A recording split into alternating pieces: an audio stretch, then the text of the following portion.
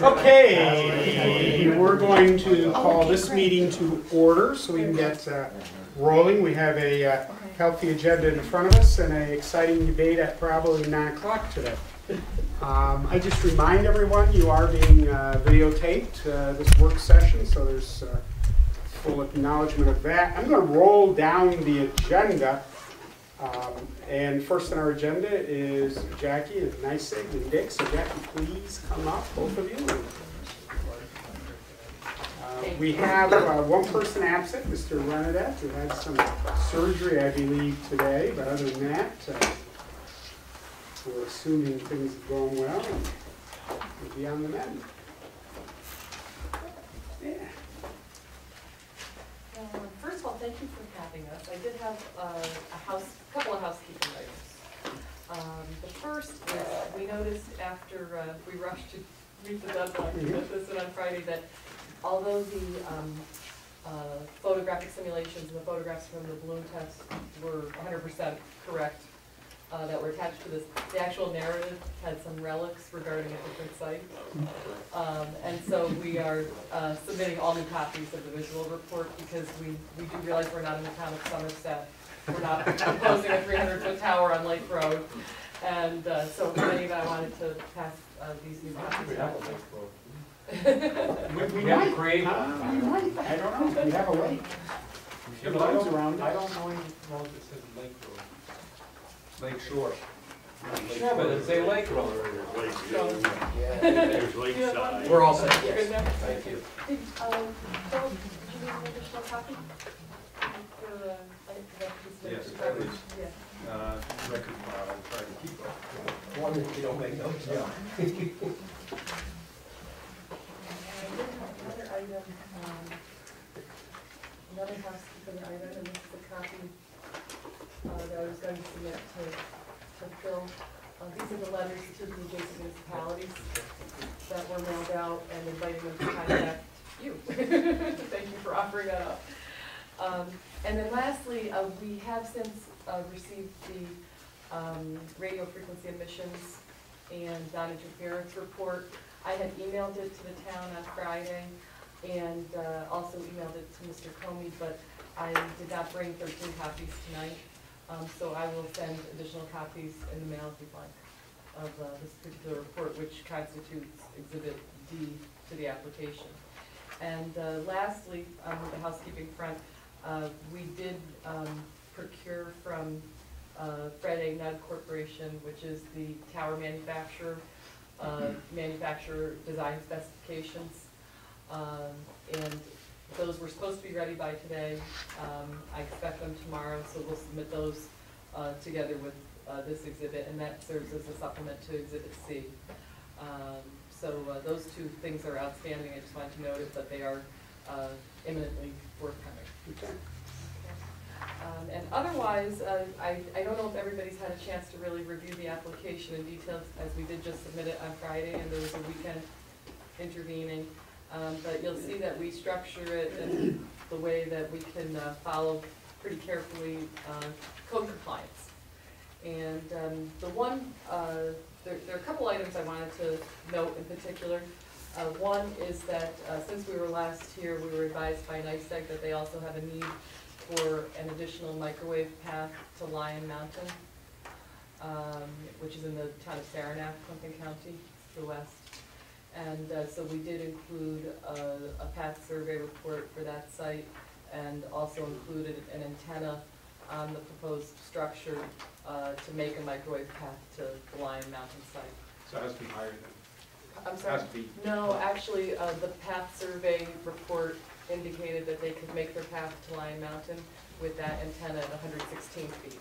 So the addition of that antenna made no change to the proposed height of the facility. But it's an additional antenna on the Yes. tower. Yes. You mentioned Lion Mountain and said it was in the town of Saranac. I think it's in the town of Dannemora. Is it? Okay, sorry. I get confused with The a Hamlet's couple in the different town of sites. Dannemora, that I know. That I know. I had that conversation with Clinton Correctional Facility once too, because we put some antennas on their smokestack, and thank you. The town of Saranac may kind of creep up on Lion Mountain. We ought to check, because it may be somewhere right up On the there. backside. And actually, it's Averill Peak, isn't it, that the tower is? I've always Lion said that, Mountain I have a is- tax map number for it, but I This don't is know the the WCFE? common. This is the Yes, WCFE yes, tower? yep. That's Averill Peak. Okay. It's actually, it's not, it's kind of on the same ridge, but Well- half a mile south or something. For purposes of review, the survey report references it as Lion Mountain. But that is the WCFE TV tower. Do you know offhand where that is in the report? Yes, it is, well, the report is structured to have several different components. Mhm. And unfortunately, the vendor did not put pages on it, page Okay, numbers on I it. see that. Yeah, Well, I've stumbled on it anyway pretty quickly, so, yes, but you can see the path, there's a path description, there's also photographs of the tower. yeah. And in the electronic copy that Phil has, it does have a electronic index so that the planning department can quickly get to whatever pages are relevant. Your map actually does show it to be just be calling it Lion Mountain.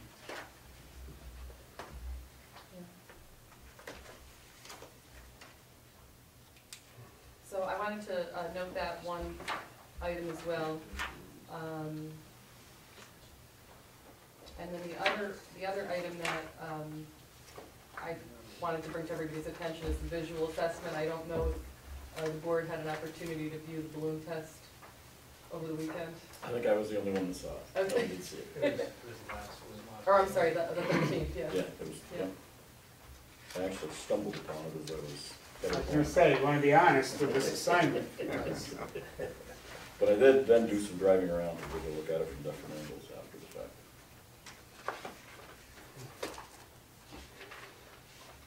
After my daughter pointed out there was a red blimp flying around in my neighborhood. Well, the good news is, we didn't get a number of calls, and there were a number of, media queries and all that other stuff that we jump to conclusions on. And it happened on the day that it was originally advertised for.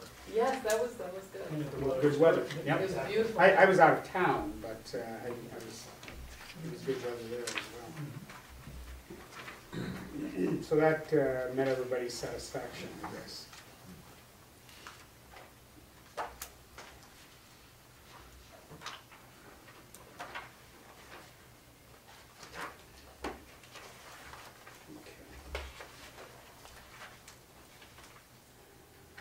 And I have to be honest, as indicated, we didn't get this in time Friday to really distribute it, let alone have anybody have any significant time to digest the information, but that's also what we rely on Dick for to a great extent. Dick did not complete his review at the CD either. We were a little under the weather. Yeah, it was a tough weekend. I think maybe too much trying to sit at a Union football game and got pouring rain. Oh. They even they took them off the field because of lightning. Wow. And when that occurred, Hell. we said, forget it, we went home. And it was the only storm, because I went home and looked on the weather map I have, the only storm at all that was east of Syracuse anywhere in New York State was right there. They got the game in later, but I didn't stick around, so maybe that was part of it. 'Cause Sunday morning, I was just struggling.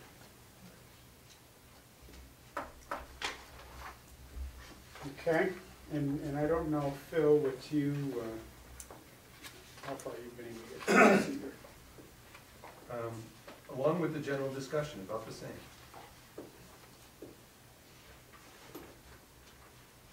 One of the other items we had discussed last time, and Jackie and I spoke a little this morning, was the options, that there were other sites to be considered.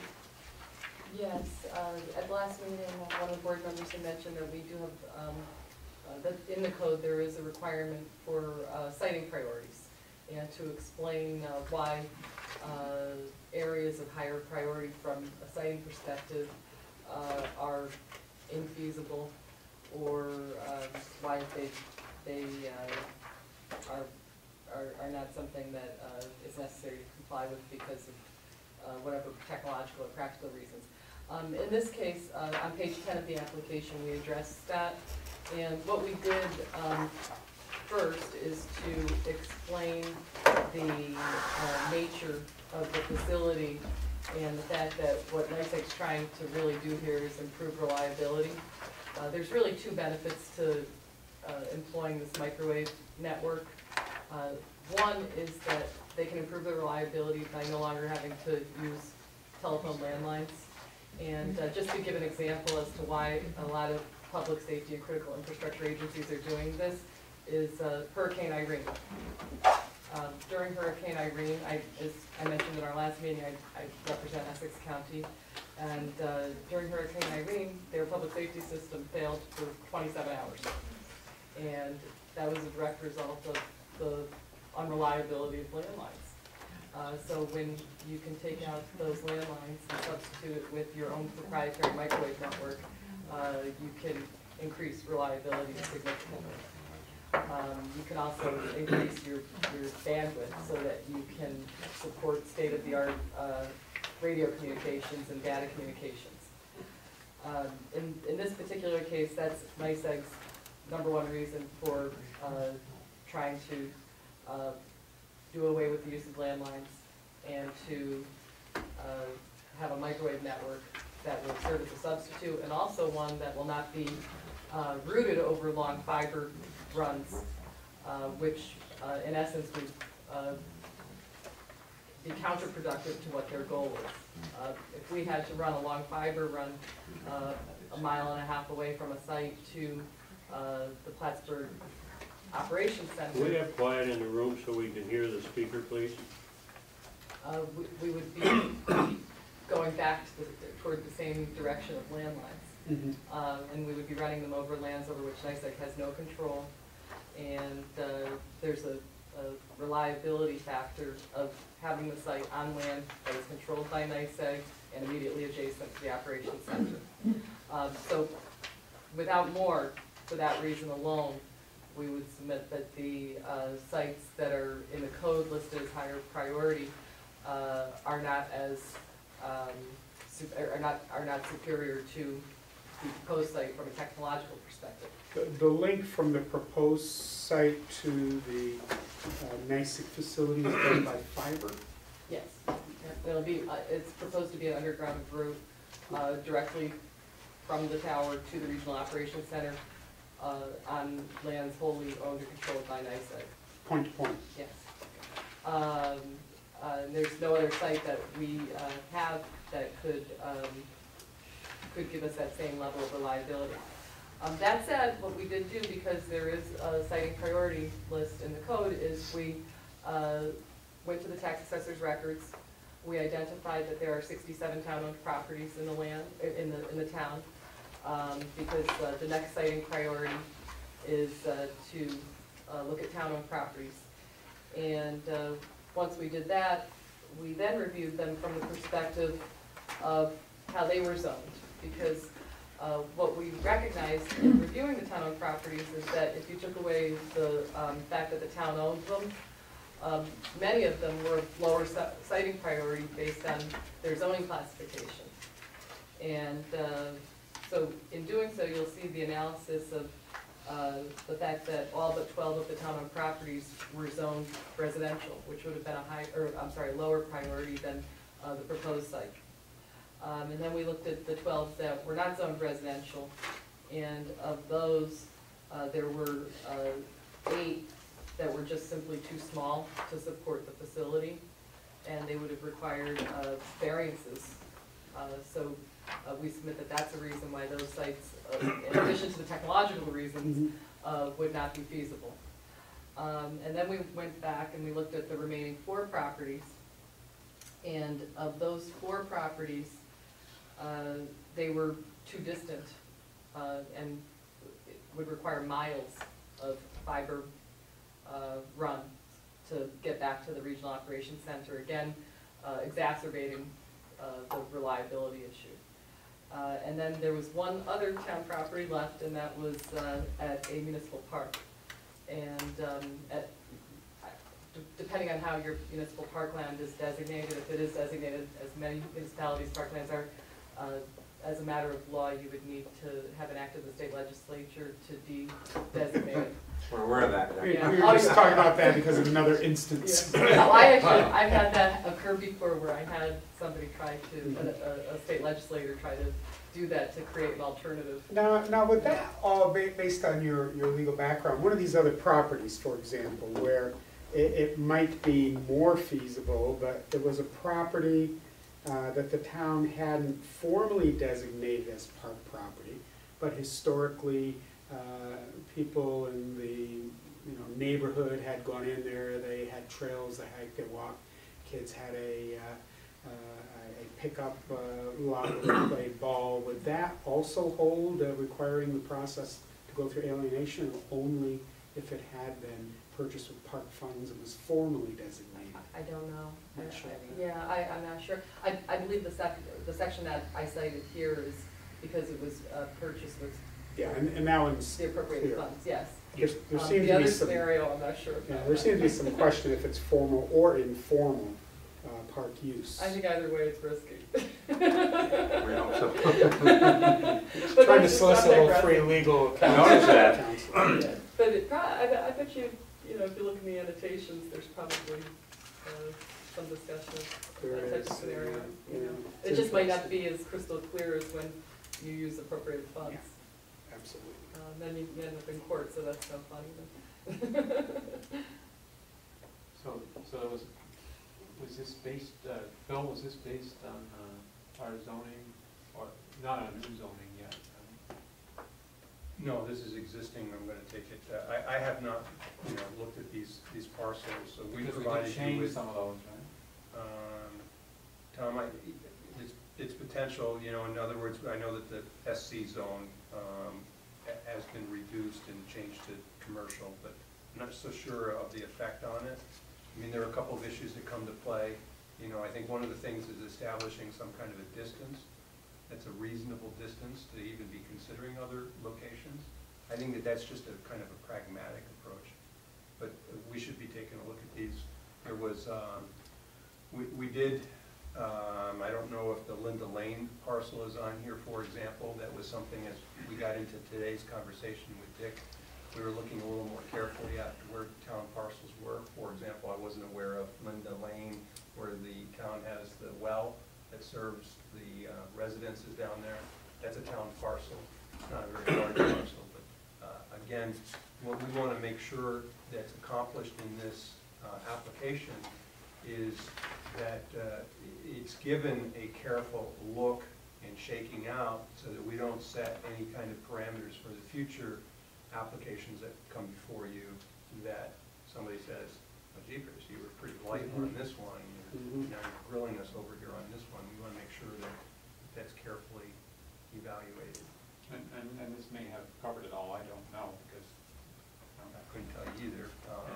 I just got it, and I can't We were, tell you. in our discussion today, we kind of talked about a pragmatic approach that, how far out would you even consider looking at other potential locations that were owned by the municipality. So we started the dialogue last meeting with the Benny Blake parcel, Benny Blake Road parcel. Which we they kind of say is residential. Well, I'm just looking at it from the parameter of distance, not from a zoning or any other parameter, just from a Yeah, standpoint. you have to go into the river with the fiber as well. Well, so we're trying to just, at least in terms of trying to make sure that we've identified all potential locations. Oh, we have to. Well, and if it would be helpful, I did print out all of the tax map parcel records for each of the town properties, so I'm happy to send you a copy of those. Yes. Just to save you time. We can do the cross-check. Trevor today went ahead and did the same thing. Oh, okay. Using our GIS and identified, we had a layer of that someplace else in a previous person that was filling that position. He couldn't find it, so he accomplished a new one today. And so we now have, and actually, we don't visit this discussion very often. How many parcels of land does the town of Plattsburgh actually own? I think you might be surprised when you look at this map, because it includes the detention basins, which are small, very small parcels of land in a subdivision. Well, one thing I do want to note though, because I can understand and appreciate your concern about setting a precedent for future applicants, but I just want to distinguish this application from your likely future applicants, which would be commercial wireless providers who have totally different needs, may not be backhauling using a point-to-point microwave system to these other towers. So, you know, this is a little bit narrower than the general application you received for a commercial wireless facility.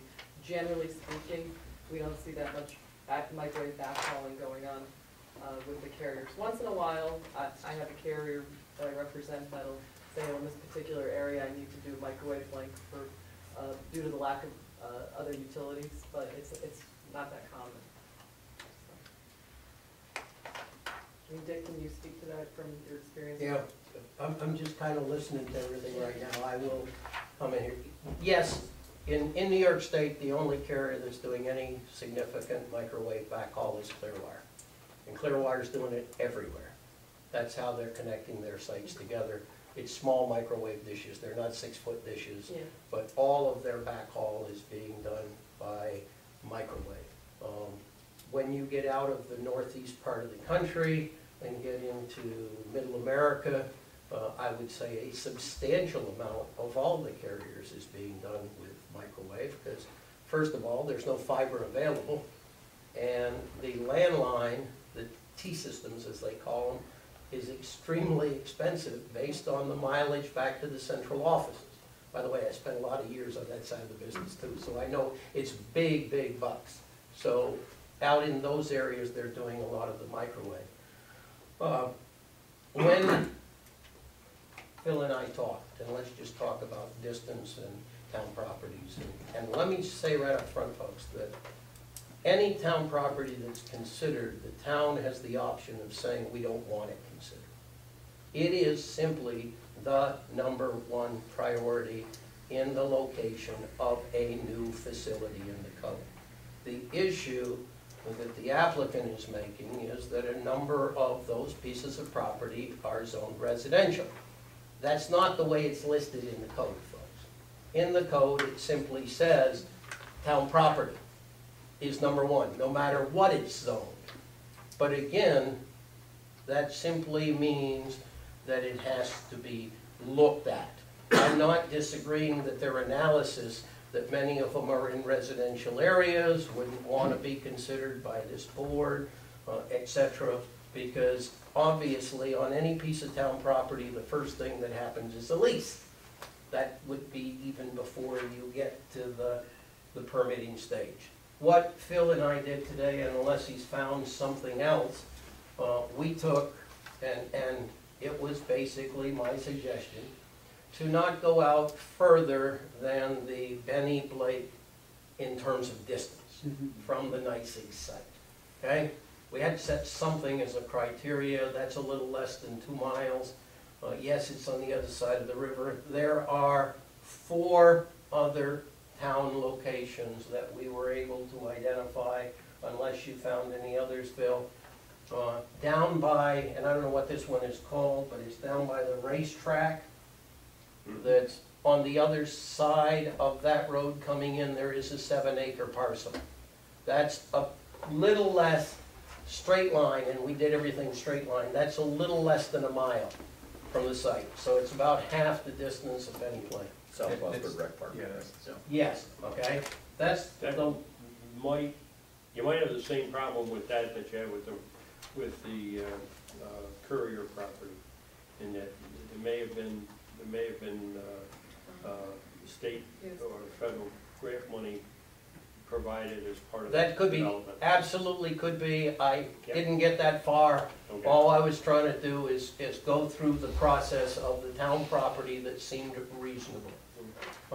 There is on the other side of the Northway, there's a thing called the Idaho Pump Station. Okay? And I don't have that. I have a picture of 3 of the 4 of them. Former Air Force Was Base. sent down to me, yes, out in that direction. Also down south, there's and Phil mentioned it, there's a parcel at the end of Linda Lane, which is about 3,000 feet from the Nicey location. So it's the closest, How large is that parcel? It's about a residential lot. okay? And then there is a cemetery down in that area that is just off 22. If you look at them on town map, and I can pass this thing around, they're the 3 locations in orange, folks. Those are the 3. I don't have the pump station on here.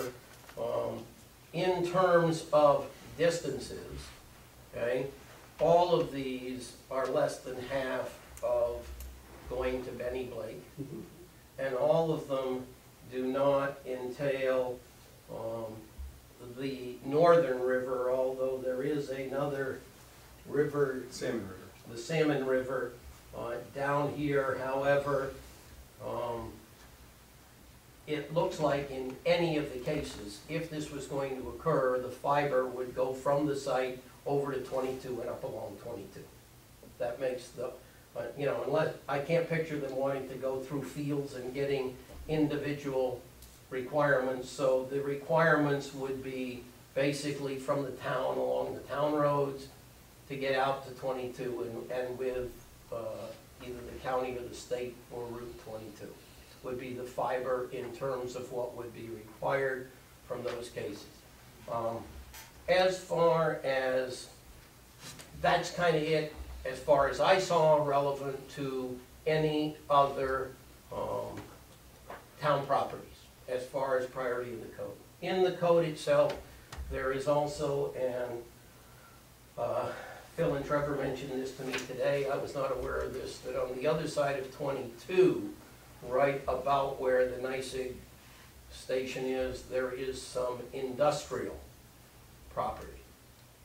Okay, now that industrial is of a higher priority than commercial, which is where the NYSEG property is. I have not reviewed that, haven't looked any further relevant to in that issue in terms of other information, but that's in the priority list above it, and it's only in one location. Okay? As far as other information, and let me say right up front, I will be preparing a report for the board. I did not get through all of this, but I did spend between some Friday afternoon and some this morning about 3 hours on this. There are some conflicts in here. There are some missing pieces of information in here. And I'll describe just 3 of them, folks. One part in one of the reports, it says it's going to be a lattice tower. The prints say it's going to be a monopole. Those are 2 totally different issues. The Katyville path map shows the height of the property at the Plattsburgh end at 207 feet. Everything else says it's 223 feet. Now, if you need 130 feet at 207 feet, then at 223 feet, I need 16 feet less or 214 feet. By the way, that is the top microwave dish. Without anything else in it, it was 4 feet higher than anything else. It was the top one going to Katyville. Okay? So there's some question whether the top one is where it is. There's questions in type of the home. The other significant thing that's in here is that one of the paths to the airport does not meet one of the criteria of the FAA based on the report done by their consulting firm. That is not the report back from the FAA. Okay? But obviously it is questioned in the report without me going specifically to the location, the document and reading it, folks, which I don't think I need to do, but it's significant. My opinion would be that we've got to get that FAA report before this thing moves forward much further. And you need that information.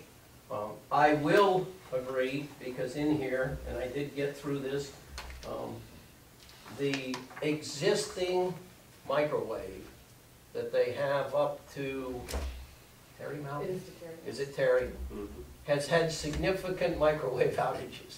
It's listed in here, their outages, and yes, they've had And significant that's just a problems. sample. Yes, and I'm sure it is. We have trouble. Their system, however, all the technicalities in terms of what they need, why they need, in that and a number of other things are just stated in here as a statement, rather than to have some backup information that I would normally be looking for, and, excuse me, and probably a discussion with the engineer that put this stuff together. It is imperative to determine exactly what is required. For instance, the maps, and I'm not saying there's a thing wrong with these, and I'm not saying the height is wrong, but that's, let me pick the one. Where's the third one? Yeah, this one. This one is to Terry Mountain, okay? Plattsburgh end, right down here, that's 10 miles, folks. I can't tell at all down here in terms of this scale. This is the critical point, right near the site here, of whether or not that height is correct or incorrect. So what I would be looking for is a blown up proportion of this end of the map to be able to see, are we talking several feet less? Why is that an issue? Because if you look at the balloon test and you look at the areas, okay, there is a significant amount of this facility that is available from a number of homes on the other side of 22, etc. If you look at the 6 pictures that are in here, you can see all the way, in some cases, in fact, in that neighborhood set of homes, you can see the platform that's at 90 feet. So you can see more than the top 50 feet of this structure at whatever distance, and I didn't go back and check the distances, I didn't have time to do that. But in essence, if the facility, and I understand the outage for the microwave system they've got, but it appears it's old technology because they're discontinuing it in December of this year. And that's in here too. So in essence, it's at the end of its life cycle. Now, is that the reason, or is it because the past's too low? I don't know, because that facility is at 90 feet. Well, I don't have the terrain difference, for instance, between where it is at NYSEG and the 223 of where it's going to be. But I can tell you, after having been out there and driving up to the NYSEG property and so on, it is not a 50-foot or 40-foot difference in my opinion. It might be 10 or 15 feet difference. So if the 90 is good and it's 15 feet difference, it would say they'd be okay at 105. That's all I'm saying thus far. I don't have those answers. So there's a lot of information, as well as, and again, I don't want to go through and take all your time with all the details. My point is that I'll be doing a report. I'll get it out of here in definitely the next 2 weeks, sooner if better. It will be going back to the board. I will run it by Phil, because I want to make sure that the planning department and us are in agreement. It will be provided to the applicant with a copy of it so that they can address those issues or concerns or explanations. It seems pretty obvious that on many of the technical things, a discussion with whoever put, by the way, it was 2 different companies that did their pad maps too. They treat the path to the hydro facility as a separate project for hydropower. So 2 different vendors were retained, Alcatel-Lucent and Aviat. So there are 2 different vendors that prepared the studies. What I had already offered to Dick, and I think maybe for efficiency purposes, the best way for us to proceed is in short order to schedule a conference call between Dick and the preparers of the technical data before he prepares his report. Yeah, well, that's what I was thinking, rather than do a report on the existing document that you've already surfaced a number of items, there may be others, would you want to go back and make those corrections, review it again, kind of clean it up, and then bring another? I think though that, I think that is going to be the end product. But I think it would be fruitful for the engineers that prepared the reports to actually have a dialogue with Dick, because they can explain the clearances that are required.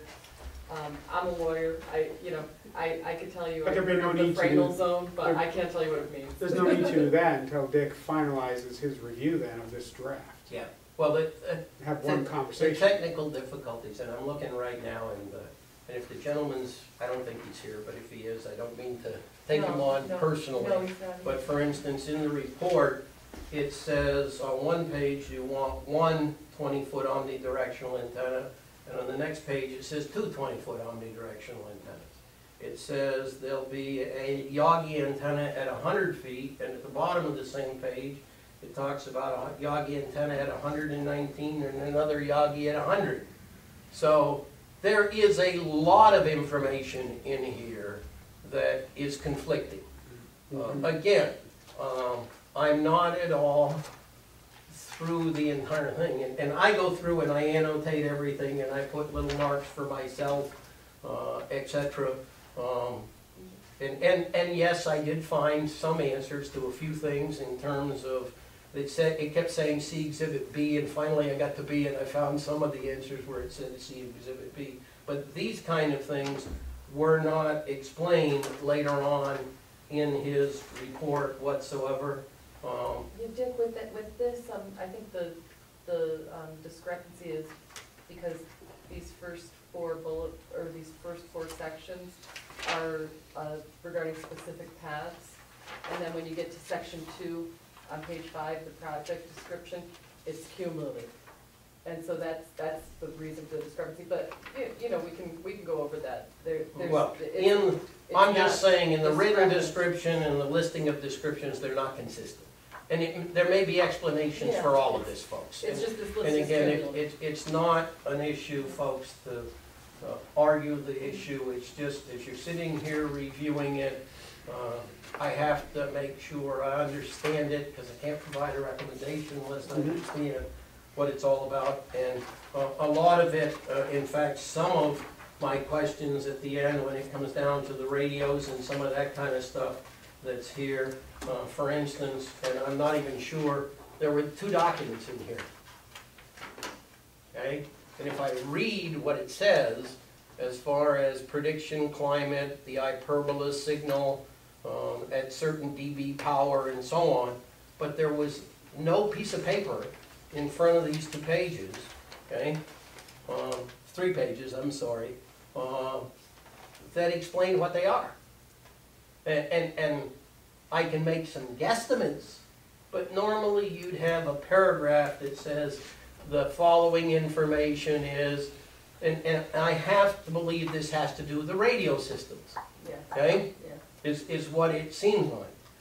But I'll tell you what, it doesn't tell me what power level they need, it just shows me what power level it was done at, okay? By the way, if these, and it appears... This is a slideshow that shows that as the antenna height is dropped, the signal, the coverage is diminished. And that's true. And that is why it goes from 140 to 130 to 120 to make that point. And it's more clear in the electronic copy. That's why I sent the electronic copy too, because you can actually slide through the slideshow quickly and see the more red come into the picture and less yellow.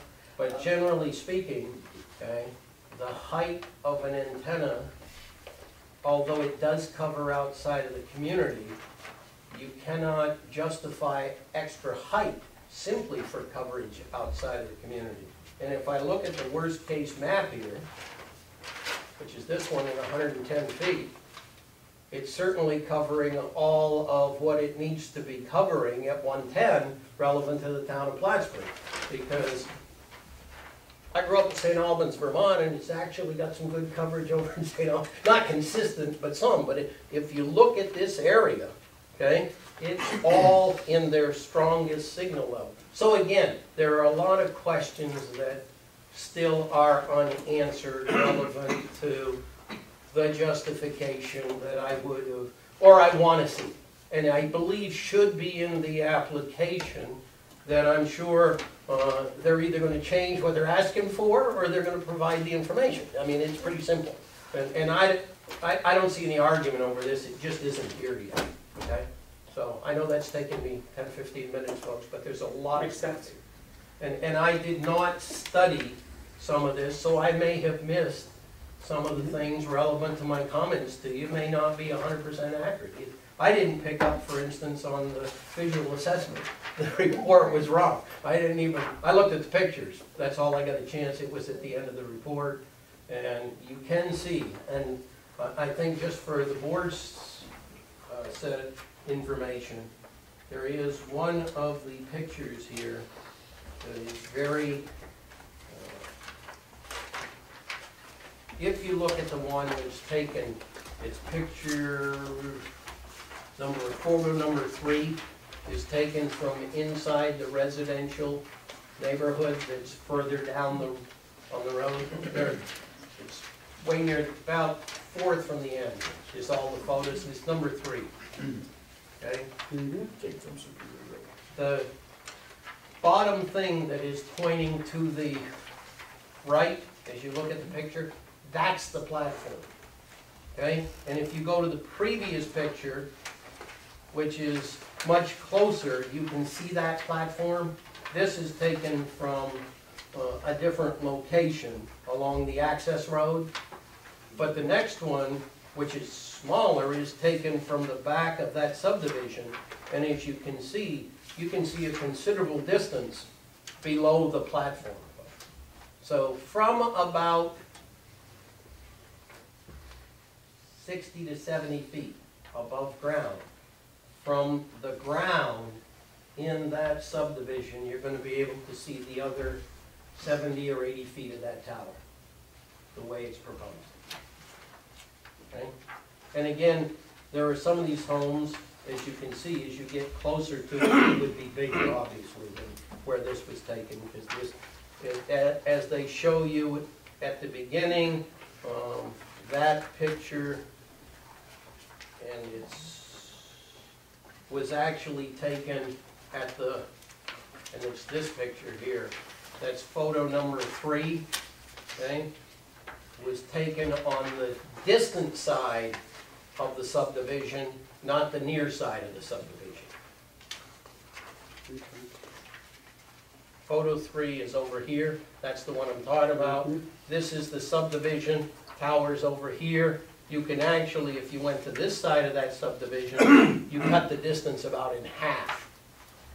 Okay, and that is flat land up there, so it would relatively see the same thing, which is much more significant.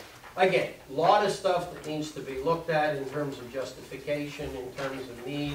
I do think, I think it is appropriate, and I mentioned this to Phil, that if we can get some kind of recommendation on which town properties should be the ones to look at, and only the ones to look at, is appropriate. I don't think that we need to continue to go back, and I don't know if you've completed that or not, Phil, of those that are less than Barney, Benny Lane. I think we have. So in other words, folks, I would suggest that those be the only 5 locations, okay? And not for us to come up at the next meeting and say, oh, by the way, here's number 6 and here's number 7. Now, I think there's one other thought to this too. And the commercial area that's off to the other side and so on. I didn't... Yeah, that's this property down here. Oh, this is industrial? Yeah. Down in here? Yeah. Okay, so there's nothing over there, physically, no buildings. No, it's just land usage, yeah. It's the CP rail, the so-called CP rail yard on, the Atkinson property. It used to be the Cook gravel pit. Is it 32 Archie Bordeaux Road? No, it's South Junction.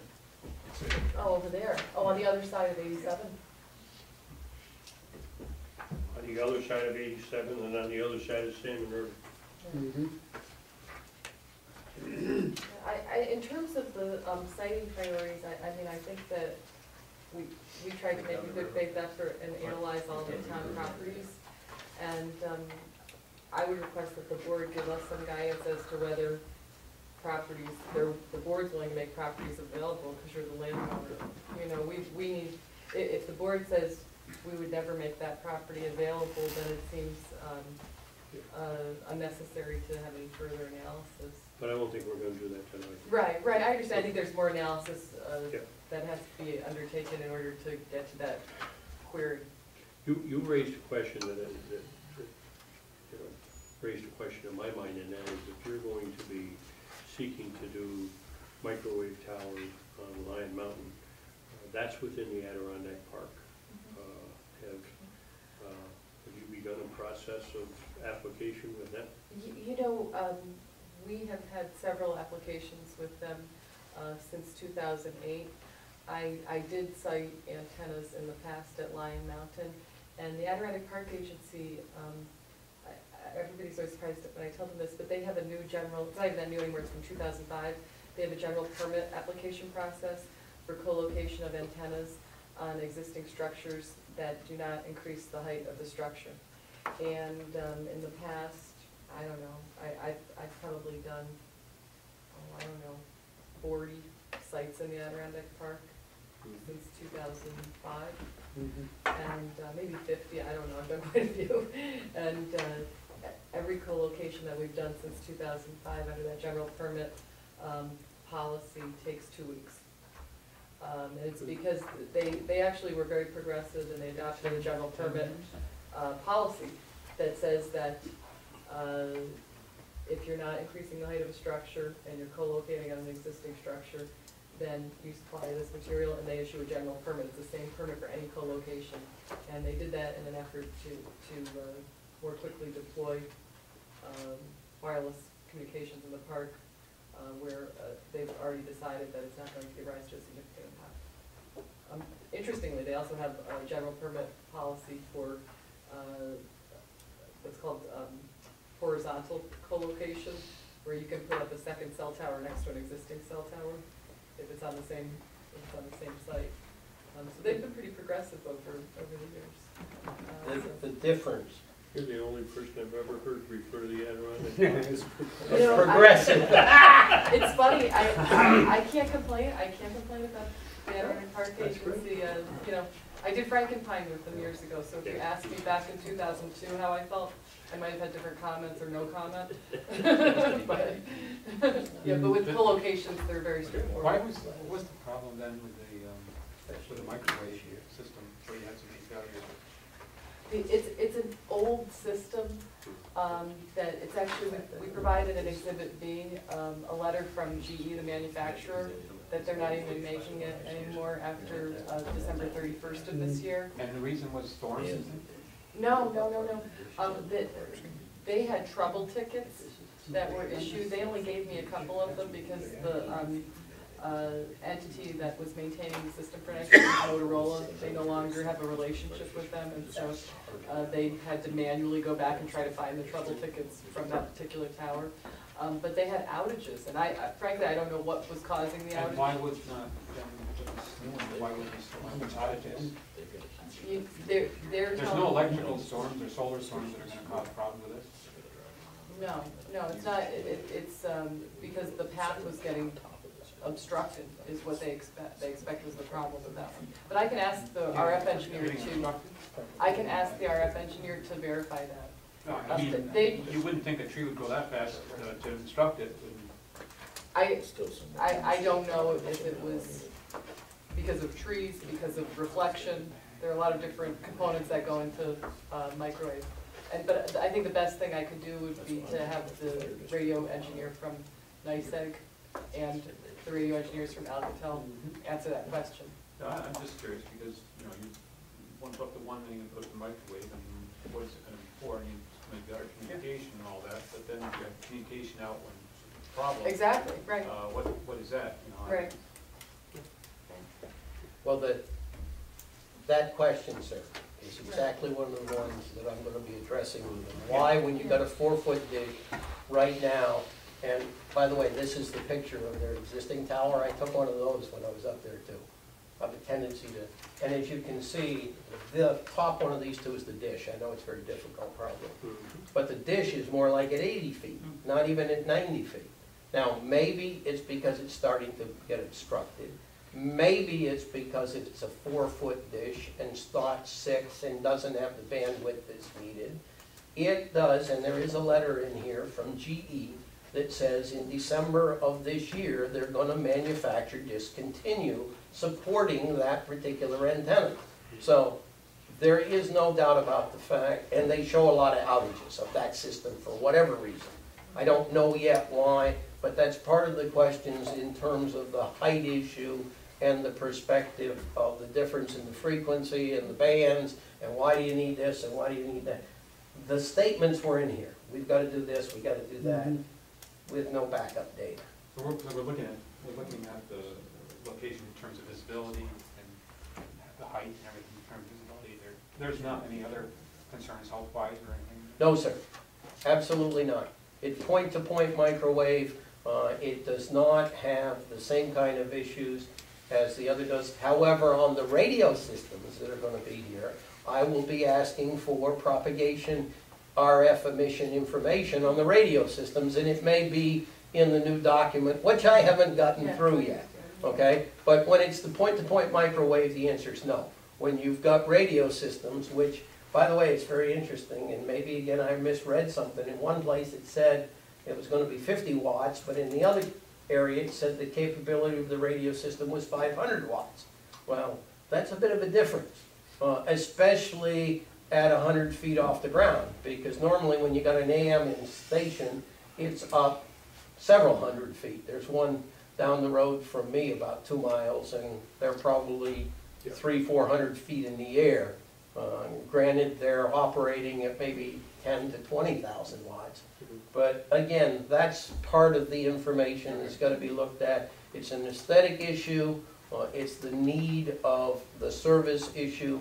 What's missing in terms of the height, in terms of the structure itself. But I think it is very important for the community to take a look at those 5 locations that we talked about and see if they're, and I'm not asking for an issue tonight, but I think it's important that the community say we're interested or might be interested in all 5 or none, or only 2 or 3, because there's no sense in requesting of them to go and do past studies or profiles or anything else from 5 locations, and then you come back and say, we're not interested. That's not, I don't think that's reasonable, so that's part of it. And then the other piece, I didn't know until right now where the commercial property was, okay?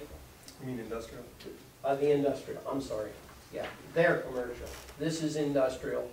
This large piece of property is, and by the way, and off the top of my head, if I was going to go back to Nicey from there, it's very simple. There's the railroad, and it's right borders the Nicey property. I would just get fiber and string it right along the railroad line, and it takes care of everything. With the industrial, one question I have too is whether there was a change in the zoning districts of the town, because the telecom law says heavy industrial districts, and in the zoning code, there weren't any heavy industrial districts identified at all. So I don't even know if that citing priority is applicable as drafted, because there's heavy industrial versus just industrial. All of the other districts lined up, residential with different R1, R2, R3, commercial with SC, C1, it's all lined up. So what's heavy industrial? It's not in your code. There isn't a heavy industrial. Yeah, but what is it? I don't know, because it's not in the code, so Well, where is it somewhere else then? it's only in the telecom law. So it's in the telecom that law was as being put a together, so priority, obviously back and maybe you 9 or 10 had years ago. it then, but you There don't must have the have heavy been somewhere. industrial. Well, pretty much in the industrial areas, they put just about everything, so. Yeah, it doesn't. I'm kind of curious what they consider. We never had. Well, heavy it, industrial. it's because it doesn't line up anymore. The telecom code says priority for citing is heavy industrial districts, and the town doesn't have any heavy industrial districts. Fire district. Well, where else do they have them? Not many other towns. Can we move the Taxpayers down discussion? Plattsburgh.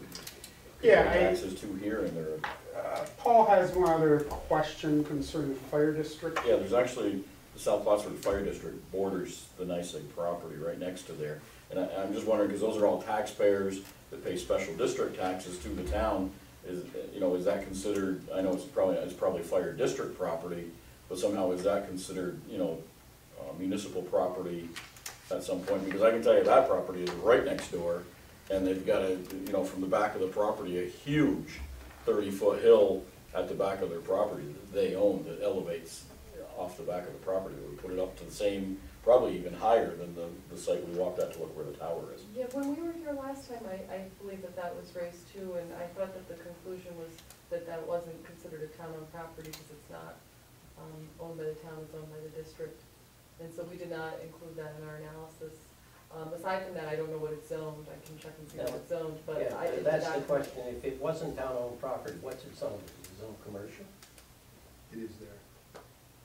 I say I have that. to look at them. Yeah, it's not really even on this Pretty certain overhead it's picture. commercial. This picture was taken, obviously the overhead picture was taken before it was built, but it's built right there, right next door to the NYSEG property. Is it that? Yes. And the hill you're talking The hill. about is right there. I actually located a huge siren right on the very top of that hill right there. That's where it's talking about. This is the wire. Here's nice.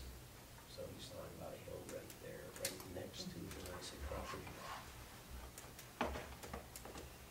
And what's the name of the fire district? It's South Plattsburgh Fire District. So I mean, it's owned by a taxing entity in the town of Plattsburgh that pays special district tax to the town of Plattsburgh. I mean, somehow it's gotta be considered. It's not town-owned, is my understanding. So that's why we didn't include it Or in looking it at could be included, I would assume. I don't believe we had an obligation under the law. I mean, we could look at, Falls You know, under, I'm we could afraid look it at falls under any the site. private category. yeah. I mean, No. it's I think public, you're but gonna it's- find it's a political, The public benefit. it's a, I mean, when the governor likes to get onto his, talk about how many units of government there are in the state, okay, he's counting fire districts. He's counting lighting districts, sewer districts, water districts. Those are all in those calculations. They're all, you know, it's a governmental entity. It's not owned by the town. I was not aware. Let Phil and I have a discussion after, if you might, we'll get back to you and Jackie on Yeah. what we see. I mean, it is right adjacent, Oh, absolutely. okay? That tree line you're your looking issue- at borders those two properties. As is the proposed site though too. And the benefit of the proposed site is that it's already owned and controlled 100% by the applicant. Jackie. And so we would have control over that. Answer this question for me. I thought, If I can. my understanding is that the operations portion is leased by NYSEG. No, the regional service center? I'd have to check on that. Please. Yeah. My understanding is the selection of the property that you have an application for, because that is owned by NYSEG. Yes, that is absolutely owned by The NYSEG, other parcel is leased. but it is under their control even though it's leased. If they have a lease, they have control Okay, over I'm the just, property. I'm just checking With you the- for ownership, for I can affidavit ask, I of don't- the ownership. Yeah, I can ask NYSEG the question, but I don't know if that changes the fact that NYSEG has I control don't know over if the it's a premises. 99-year lease But- or what it is, Yeah. but we're. But my question would be, if you're gonna lease property and you're gonna lease it from the taxpayers of the South Plattsburgh Fire District, they're gonna gain some kind of a benefit for the view shed that you're creating by that tower. I mean, especially the residents right over there that you're talking about, and that's the. I can't tell you yes or no to that, because anytime you review an alternative site, there are so many variables that go into it. We would have to go back and ask Alcatel-Lucent and Aviat to run a new path profile.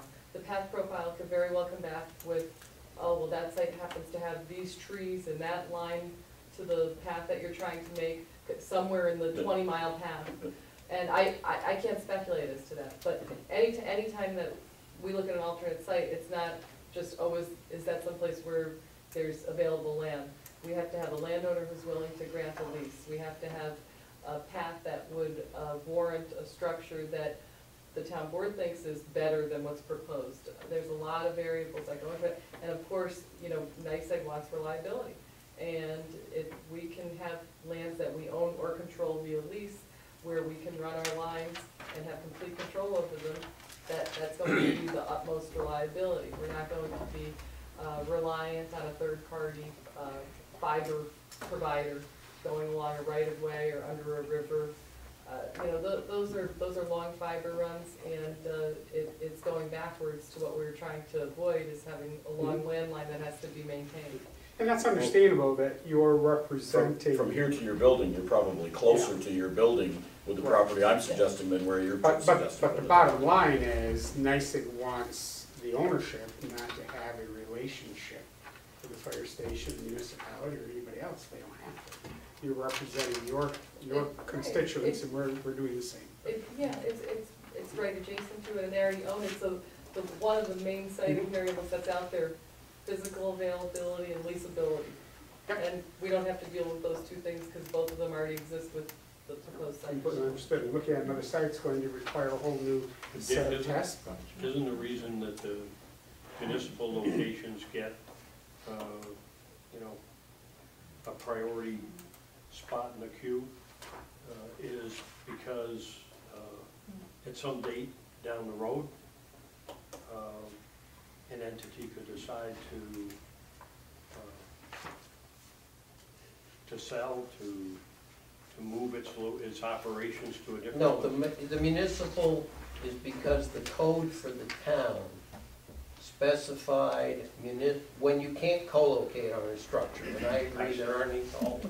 The first choice for any wireless applicant to look at is municipal property, so that the value of what they're doing is for the entire municipality, okay? Now, that's why we've been talking a lot about municipal property. In that prioritization, and I don't have the code in front of me, but it's either, right in there next is either heavy industrial or industrial, and I don't know what it was, and Phil and I will have to talk about that one to see if this, because this is industrial down here, if that's before commercial. When you get down to commercial, you're now talking about the NYSEG property, which has two different parcels, and I did note that. I didn't know one was leased and one was owned. But this fire district is an adjacent commercial property. So the issue of having a long fiber run, if that was appropriate, is not an issue, because that's not a long, there is still the issue of having another party, the fire district, and being on the fire district land for some distance of the fiber. However, underground fiber that's buried appropriately, and I'm sure it will be, which is below the depth of the frost line, okay? So it's down quite a ways on this piece of property. If we were talking about here, it looks like that it's close enough. And again, I'm just doing a lot of surmising right now. You could, if you had to, you could even fence off where the fiber is to make sure that nobody comes in with a backhoe or anything else. And then I'd have a great deal of difficulty saying that that's not as secure as being 3 times as far away on NYSEG's own property. So there are some considerations here. I did not know that that was. Now, I guess the question would be, how would we find, if at all, the interest of the fire district? Well, I did, Phil. Yeah, but I don't know that that goes to, you're talking about the status of it being a municipal? No. Oh, you mean if they'd be interested in leasing it? Oh, yeah, we could probably find that out. If they're even, hey, I'm trying to eliminate things that we're talking about here. We want to Sure. talk about all of them, but let's start getting them That'd be a all on the simple, easy table way. and then. If they're not interested, we Then shouldn't talk it's about right, yeah, they may not want 140 foot. I think or we've thereabouts. discovered some very specific needs in this draft. You're gonna work on them, respond to them. Some new things have surfaced. Dick is gonna have some communications with Phil, and we will meet again, I'm sure. How's that? No, that's terrific. In terms of timing, Dick, I wanted to see if we could schedule a conference call though among the RF engineer, microwave engineer. Why don't you call me tomorrow, and Okay. I'm in my office tomorrow, Yeah. and this is a good looking week, the rest of the week, assuming that I don't get that bug again, but I'm gonna avoid that. Good. In terms of the siting priorities, between now and then when we next meet, will the town be providing us with some guidance as to? I think Dick has reduced the number by the lack of argument. I would say the board agrees with the sites that would be considered. We've already brainstormed some obstructions to certain sites. And I think, as you said, process of elimination, you just gotta go through them, they've gotta be documented. And if there is a consensus, I guess that's the right word, or a thought of any of these 5 town properties not being appropriate, either Linda Lane is too small, it's the size of, and I'm not saying it is, I'm just saying, if that's the concept, or the cemetery, if you don't wanna put Tower up in the. in the cemetery Probably because, not. Well, and okay. also SHPO, And I don't State think you Historic wanna use Preservation the Office direct has a parking. problem with siting towers and Why don't cemeteries. you- I've had that happen before. You mean the one That down one by the here. racetrack? Yeah. Right. Okay. Unfortunate, but. Well, in essence, if that's a consensus, folks, then you're eliminating the vast majority of. So what do we have left? That pumping station, which I don't even know exactly where that is. I I don't know don't. pump Do station. we have the industrial across the road? Is that still in the running? Yes, because we gotta find out what the code says. Okay, and we still have the fire department in the running? Yes. Until we find out that they don't want to lease Yes. it, or do want to lease it? Yes. So we've got 3 or 4 instead of 7. Right, okay, yeah. So we'd probably narrow it down more than that. Well, a couple of those, like the fire station, is a phone call. If they're not at all interested, it's over. And If they're I- interested, I don't know what the size of the parcel is at the fire station, because the other thing that I looked at in our analysis was the size of parcels and whether variances would be required, Mhm. which to me would relegate that to be less attractive than a proposed site, which meets all of the applicable setback and area regulations. and that may be, I mean, that's nothing we're going to determine this evening at this table. That's something that can easily be done through planning and review. Yeah, The fire station, right here. about 10 acres, Let us know. Is all of that fire station all the way over to the, where the railroad tracks. Evo pictometry and pull that up. if they've got all that land, it's not a setback. But again, we've eliminated a number tonight. Yeah. We're You're on working your our way toward it. There's a lot of technical questions, and I will talk to their So I'll engineers work very with- quickly, yeah, so yeah. some of those will be taken care of. And we'll move this thing along just as fast as we possibly can. Sounds like fun. Once we have an opportunity to conclude this dialogue with Dick, how do we get back on the As board's soon agenda? as Dick says we're ready, we have a final document we want to bring to the board, we'll put it on the agenda. Okay, and at that point, would it be right for public hearing? It might be, I don't know what I mean, if we hear that it's ready to schedule a public hearing, then we would. Okay, and that could be at the next meeting then, if we It's get there? feasible. Okay, okay, I just didn't know what your protocol is, because, Yeah. for noticing the public hearing. I think, depending upon how it works out with their engineers and whatever, to put it on a work session right now is gonna be a waste of time. I think you're down to where you've done 2 work sessions, and let us digest it. Hopefully let me get something that's either fully complete or almost fully complete in terms of a report, and then at that time, if you want another work session, kind of a third one, or to go if it is complete, to go right to the public hearing, either way. Either But way is I think doing something in 2 more weeks or a month or whatever, and I'm not saying we're not gonna have this done in that time frame. Whatever But it to do takes. it, I mean, whatever but to it do it takes. in a work I mean, session for us, is the when, way. when Dick comes to us with a level of confidence that it needs another work session, there are a couple of things he's concerned, so be it. With a level of confidence that we have a complete document, he's answered all of our questions, we need to bring it to a resolution to set a public hearing, then we most likely will follow that guidance. Okay. And in the interim, I know he'll be talking with Phil, and Phil will be talking with me, and I'll be sharing with the board, so And I'll let's talk just to get you. her done. We will, we will. I mean, like I said, call me tomorrow and we'll set up the conference call. And I've already told you, I have no problem with her being on the conference call or whatever. But I think it's more, If there's more than just Have the 2 engineers engineers and people I want think witnesses so, too. on there, we can take care of that so that there's no he said, she said type of issues afterwards. Get it done. I don't wanna have Thank that. you, All right. thank you for all your Okay. time. Thank you. I appreciate it. Thank you, Thanks. thanks. We appreciate you coming up here, too. We do. What's the debate on the way back? Will. We're not all riding together, right? No. We should next time. Might be See, some the problem is, if she wants to listen to debate, I'm gonna listen to Monday Night Football.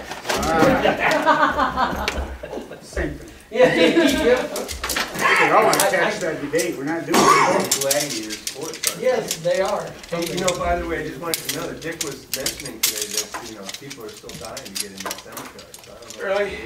It's still active, especially end of the month. End of the month, Thank and you very then much, gentlemen. How do you get that one in, huh, Phil? Okay. Thanks a lot. there are some items on here. We're working on it. There are some items on here that are just infomercials, if you will. For example, Board of Ethics. Just want to make sure everybody's heads up. As you can see down below, we would have a draft resolution for the next regular meeting to appoint Dr. Moran and assure that he gets his oath in.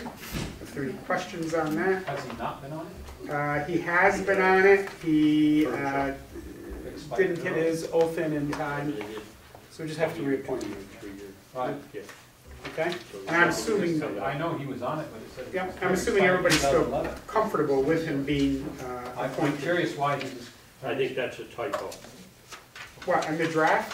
Where it says his term expired December 31st, 2011. It did expire, and then we reappointed him, but he didn't sign his oath, so he never. Oh. The old didn't sign the old. That was it. That answered my question. I thought you knew that. Board of Assessors, Board of Review, Mr. Lux's term, Ted Lux expired. Ted really feels he did his public service and we need a replacement. I know I had that on the agenda 3-4 months ago. And, it's getting to the point where we have to take some action, so please think about that. We don't need to talk about it now, but we need to identify a appropriate person. Ted served a number of years, did a great job, that group. We also need a new town rep for Evergreen Townhouse Community. My 6-year term is up. I really don't want to serve another. I spoke briefly with Gerard because he had expressed some interest in the topic. He attended a meeting on homelessness 2-3 months ago. Probably one of the biggest requirements is being able to attend a monthly board luncheon meeting. We usually meet, we have been since the new director on the Oval, 12 o'clock once a month. And the annual meeting was scheduled for this Wednesday. Long story short, it's going to be rescheduled. I don't know if anyone present is interested. As I said, spoken with Gerard, just a result of a prior participation similar that he did. He expressed some interest. I mean, if nobody's interested, we can do as often happens. The person who's absent gets the job. You know, penalty of the day. Any thoughts, comments on that? And you know, I think he would be fine if no one else is interested in chasing that. Everybody knows Evergreen Townhouse Community is across from Cumberland 12. Any issue with his physical? I don't think so. I wish I had heard from his wife today that things went well. I haven't, and he was confident they would, and that he would be fine. I will speak with him before we formally let them know that. So this That's okay. person has to be on the board. This is looking for a board member for the Evergreen Townhouse Community Quick. And we want that one to be someone from the town board. As I said, I just finished 6 years. I don't think there's any losses. I can't do another, but I think it would be more valuable to move that around a bit. We can change that even more frequently. It was a 6-year term. But. Well, I can be second choice if You'd be interested also, Tom? not. Well, not Jerry takes it. No. No, well, if you can't, you would be interested. I'm not a 6-year term. Well, it's a 6-year position. I might resign before. Okay, we don't need to say anymore. Lighting district, equipment purchase. We need to take that last step. I wanted to put it on. I'm not sure what Deborah gave you. Some of this just continues to grow as far as documentation. We have a draft resolution. Jim, I'm going to ask, get it to you to review again. I think you may have in the past. Make a note. A final, you and I have chatted some about a couple of items. I maybe have it here. I've gone through all of it. Let me see what I got. No.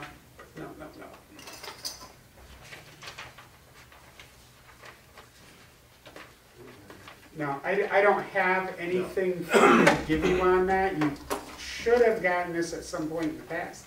Like I said, we had this drafted for a while. Is this for the lights? There were 3 documents. One was to purchase and do the disconnects. The other was to change the was it an SC4 server energy only, and the third is to purchase the arms and lights, the street lights. That one we were waiting until we had the inventory. I have the inventory here. I didn't copy it. It is 89 pages. We also have it in spreadsheet form. It coincides with our belief of what the inventory is. You would see the resolution is an amount not to exceed $400,000. I believe on the last page, which didn't print out, of course, the number was something like $398,000, if that rings any. Okay, this is something we got before, right? Yes, you've gotten this. Okay. I will put. Okay, well that's fine. All I'm saying is I'm going to get it up on the agenda. We're ready to go, and we'll get copies to you.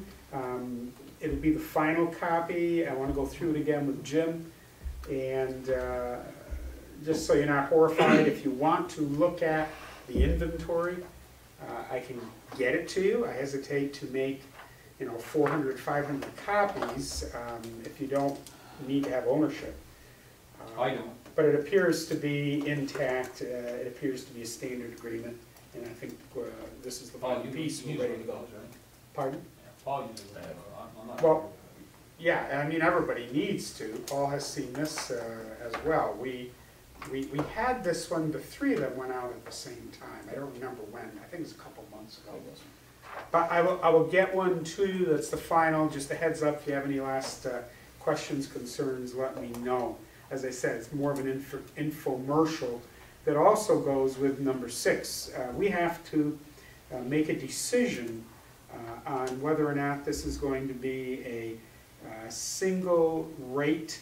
And somebody was absent, I think, last time. Maybe I'm wrong, but in the tentative budget, we put in, I believe it was 15 cents. It calculates out at the 11, as Paul had done. To produce the tentative, we decided to err on the side of caution. The 15 is still lower than the lowest rate in the 9 districts. That can be adjusted at any time, but as you all know, it's easier to go down. The cap especially, it's much, much, much harder to go up. But we just pushed that in excess of what the proposal So was. talking about that two, The thing is to do a single town-wide, everybody pays the same. I think you've all heard the argument and discussion. If you want either side, I could replay it. Or to do a two-tiered system. so in that case, those that don't want lights could pay more. And we could get them removed Those who don't want would pay at a lower rate. or lower, yeah. And Paul's pretty confident with the work you've done, you can identify those properties. I think it can be calculated, obviously the easier is 48 square miles all the same. Everybody either gets a direct or indirect benefit. If you want to go a two-tiered, we have got to determine what those two-tier rates are. Right, and I propose, and I don't think we've talked about this yet, but it's one of those things I can wake up in the middle of the night thinking about something. I think what the answer may be that there is a low rate that everybody pays, and then there is a higher rate that people who have streetlights pay. And that's, if you recall, that's really the way water districts and sewer districts are put together. You know, and it could end up, it'd be like, you know, I'm just pulling a couple numbers, but it could be like 5 cents for everybody, 10 cents if you had the street lights. You're close. So it's I was 15. thinking 10 and 15. Well, I'm saying 5 to 15 is probably. The math really works out, and Gerard and I talked about this quite a bit, and Gerard was pretty animate that he'd like to see, 5 cents per thousand for somebody who didn't have a district, and I really agree for that. I agree to that, somebody that's not in a district, you're gonna pay something. I mean, 5 cents per thousand, we have the ability to go put streetlights up if you want them later on. If it went to 5 cents, the other number would just have to adjust to 13 cents, from the 11 to 13, and you basically collected almost identical, you see the exact same amount of money. Paul, what is common for lighting districts? Is it a 2-tier system or 1-tier? I only know of a couple places I talked to. Town of Union does the entire town. Town of Schuyler Falls does their entire town. Have you ever heard of a 2-tier? No, but I haven't really looked to that many towns that bought them. Most lighting districts are germane to the area of the lighting district. What gives rise to a 2-tier system is when you have a consolidated district, which is literally a townwide district, and then you have the delineated lighting districts themselves. Well, Schuyler Falls delineated? I don't think they. No, they're townwide. They. So I don't even they know if don't use have a lights lighting everywhere. district, they do it on their- Town of Schuyler on Falls, their, they don't have lights general everywhere. tax. I don't know. I think Schuyler Falls puts it on their general tax, which is. The only thing I would say, if typically, say throughout New York State, there's a 1-tier system, that may be indicative of the fact that's a pretty good way to go. No, we do the 2-tier system for water. Yeah. If the water goes by, you pay an ad valorem tax. If you hook up, then you pay for the usage and what have you. Well, that's That's true, too. That's a little bit different, I think. But anyways, I mean, lights are, water is kind of a personal thing. Lights you drive off. The issue would become, I can easily identify everybody that's currently in a lighting district. The gray area becomes, there's a number of places that should have been in lighting districts that aren't currently. Somebody has And to there's some that don't put want to them be. in a lighting district. Or there's Right. some that don't want to be. Right. And my problem is, and I think it's Jerry's problem, from the conversations he and I've had, we understand the value of the consolidated district, okay? At the same time, there's a problem with imposing, we'll say the consolidated district is 11 cents per $1,000 that's valuation. Opposing that upon people who very clearly have said they don't want lighting in the district. Right. So why would you do that? And the answer is you don't need to do it, and all the more reason why you wouldn't do it. What do you mean? I never asked for it. Yeah. I got it. So what's the difference? I mean, might as well have it for What everybody. do you mean you never asked? I didn't ask for lighting. Are you in a lighting district? Yes, then I enough don't people, like- enough people on your Well, road there's had to enough have asked people on for your it. road Yeah. that ask for it, that's a little Right. different. Yeah. I'm Oh, talking I never about got a vote people on got it. outvoted. where that's what the happened. neighborhood has said, we don't want that. You Right. could have voted. I mean, I think there are some places that you could lobby for that don't have streetlights and probably don't wanna have streetlights. I mean, I'll readily admit, the perimeter road on Cumberland Head is probably one that, why would we wanna light it up and take away, you know, view across the lake and whatever, I don't know, maybe we do. But that's the argument, and, Yeah. and I understand it, and, you know, and I'm certainly supportive if we're gonna do that, that. I got a good friend that lives on Cumberland Head, and he's adamant about, you know, I don't want light, I don't want street light. But now. And I said to him, I said, and, you know, and you will probably carry the day with that argument, at least in the foreseeable future. But the other thing that could happen is, as happens with neighborhoods, your neighborhood could roll, and you could have younger families in there, and you've got mothers with kids who are waiting for school buses in the dark and coming home in the dark, and all of a So sudden, how do we determine? they want streetlights, How so do we it determine all changes. these places that aren't? Well, it's already And then determined. they ask for a lighting, then That's- they ask for a light, are they now It's- part of the? It's not really all determined, that's the Yeah. gray part of the problem is, there's properties that I can readily identify that aren't in that should be in. And how do we put Then it they're in? in. Well, They're in. but this town, they're in the consolidated lighting district, but this town board has to tell the assessor or somebody else to identify them that they're gonna pay the tax for lighting, that they don't currently pay but currently have lights, I mean, that's. Well, that's a different thing, that's an assessor in the past who, you know, was asleep at the switch, and, or somebody didn't bother to go across the hall and say, hey, this is now a lighting district, and these people need to be put on the But, assessment roll. Paul, wouldn't this, we have 48 square miles, a lighting district. Let's not worry about putting people in and out. Inside of there, I think you've identified acreage that was never in and has no streetlights. Correct. They pay at a lower rate, period. If we identify, there's a street, I always want to say vintage, I don't know if it's not vintage. Right off Route 3, corner where I used to live. There's a new street, has streetlights right up the Right entire up the street. 8 or 10 houses Right. in there. They're not They've lighting never been in, Right. but they should be, there's no argument, they have Yes. streetlights. Well, what do you You're go- in. what do you They go- get a free ride for a But while. again, I mean, there's other arguments, for it. I mean, I'll argue that the piece of property that Lake Champlain Ferry owns is a $1.4 million piece of property. There's a street light right at the end of Thomas There is. Commodore McDonough Highway for cars exiting the ferry. That's the only reason that light's there. If the ferry wasn't there, there'd be no light. They're They should in. pay street light. Of course, but that's what I mean, that's not an argument, that's a no-brainer. They got a But- free ride for But a you have while. to understand, the assessor or me or anybody else doesn't have the authority to put people in or out of this district. This group has to agree on a map. And that's the part Well, that, here's my But problem. we have a map. I have a problem. You have a road, you need Leroy Manor or something, okay? 3 people in this part of the road want a street light, you put a street light up. Is that the whole road? Or is it, okay, it only goes to this big Okay. house and now it goes down? But I don't wanna sit here until midnight with a problem that isn't in front of us, that could come up later, but it's not the current problem.